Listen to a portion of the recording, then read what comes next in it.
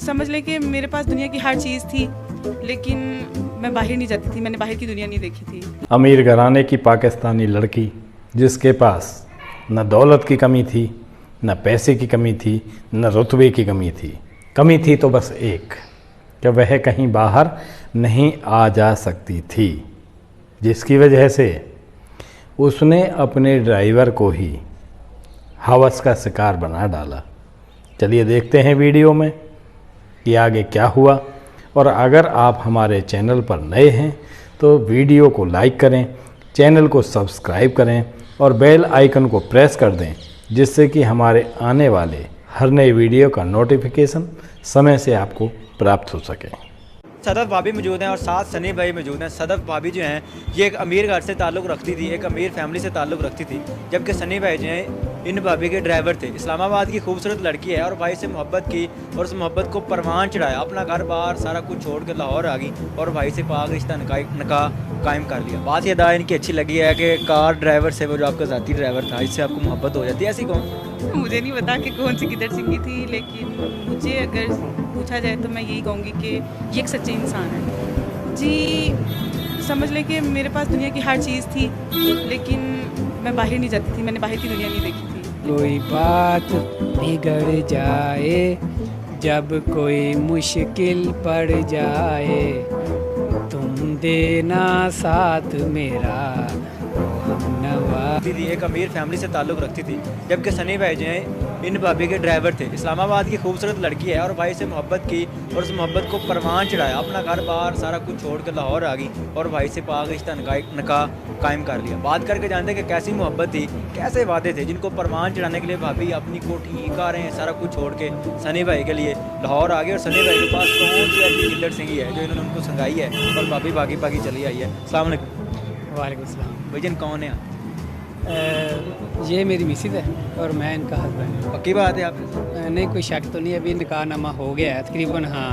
कौन सी सनी भाई गिद्दड़ सिंगी रखी हुई है, भाभी को संगाई है, भाभी इस्लामाबाद से लाहौर आ गई? असल में मुझे 7 साल हो गए नौकरी करते इनकी, और मुझे नहीं पता था कि मेरी आंख इन पे थी कि इनकी आंख मुझ पे थी। रंगीले वाली आंख? समझ ऐसी थी।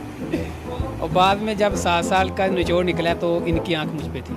इनकी आंख आप पे थी, तो अभी पता चलेगा ना इनकी रंगीले की थी या इनकी। अच्छा, तो बस ये असल मेरा जो मैं जब ड्राइविंग कर रहा था ना, जो शीशा था ना वो ऑटोमेटिकली इनकी तरफ चले जाता था।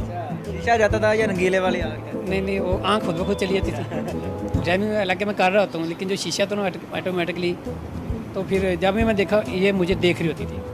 वो बस ऐसा ऐसा ना 1.5 साल जो आखिरी था ना वो बड़ा ज़बरदस्त गुजरा था। आखिरी 1.5 साल? हाँ, क्योंकि इसका मतलब है आखिरी 1.5 साल ज़बरदस्त गुजरा। निकाह के बाद अब क्या हुआ है, कुछ चेंजिंग? नहीं अभी तो माशाल्लाह जो निकाह के बाद तो बहुत सारा कुछ ठीक हो गया ना।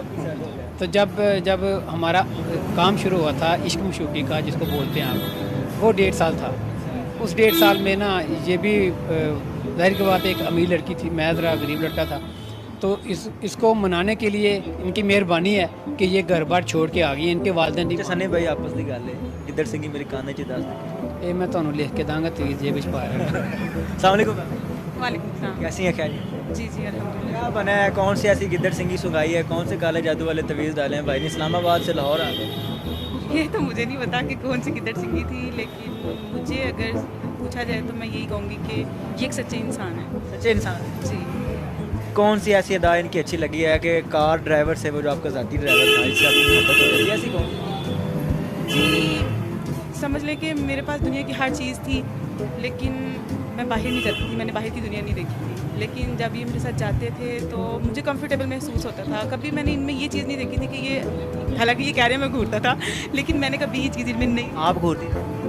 नहीं मैं घूरती तो नहीं थी लेकिन मुझे एक इंसान के साथ जब चल रहे हो या आप जा रहे हो ना तो महसूस होता है कि ये आपके साथ कितना अच्छा है या ये आपको किस नीयत से आपके साथ बैठा है या नहीं, तो वो चीज़ मैंने इनमें नहीं देखी। यानी कि सनसेट ड्राइवर थे, जब गाड़ी पंचर होती थी खुद पंचर? हाँ, मुझे नहीं बाहर निकलना पड़ता था। ऐसी कौन सी अदा थी जो अच्छी लगी और आपने कहा अब जो कुछ है ऐसा नहीं है बाकी दुनिया में? बस ये सनी देओल थे ना, इसलिए सनी देओल थे? जी की बात है। देवर है ना ये जी, बस पाकिस्तान।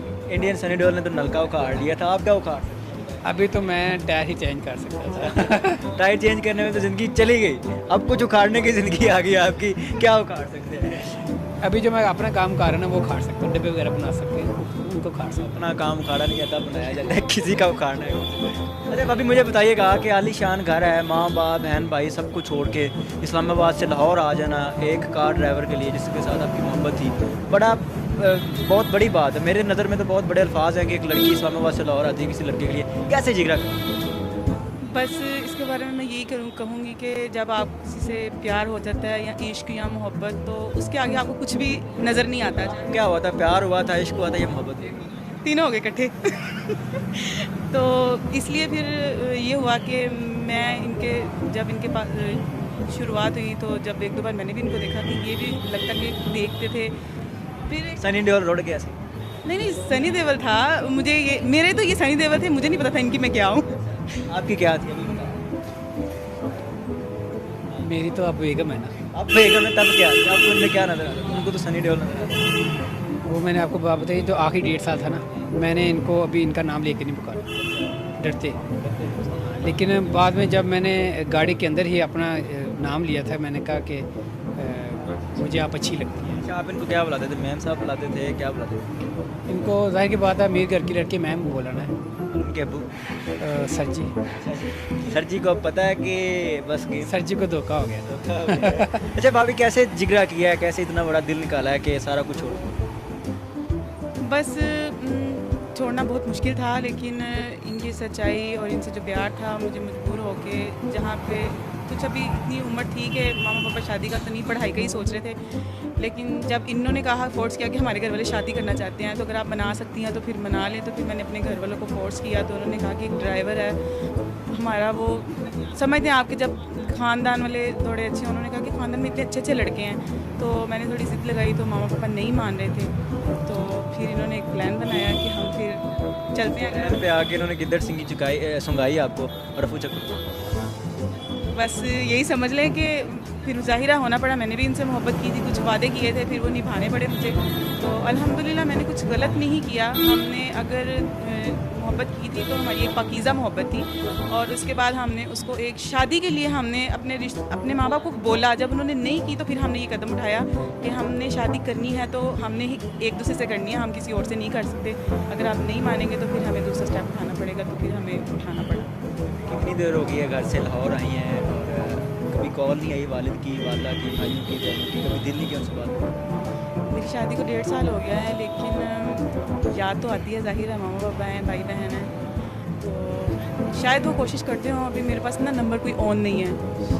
और आपकी जो ज़िंदगी है कैसी है? पहले आप अमीर थी, गाड़ियों में घूमती थी, और अब आप भाई के साथ रहती हैं, बकौल भाई, क्योंकि भाई एक हेल्पर है, मजदूरी करते हैं, बड़ी चेंजिंग आ गई होगी। कैसी ज़िंदगी है? वो ज़िंदगी अच्छी थी या ये प्यार मोहब्बत वाली जो आपका प्यार था, इश्क था, मशूक़ी थी, सारा कुछ आपने हासिल कर लिया, ये ज़िंदगी अच्छी है? वो मेरे ख्याल में दोनों ही बहुत अच्छी थी। वो माँ बाप ने दी थी और ये इन्होंने दी है, तो आई थिंक ये मेरे साथ बहुत प्यार करते हैं, बहुत ज़्यादा करते हैं।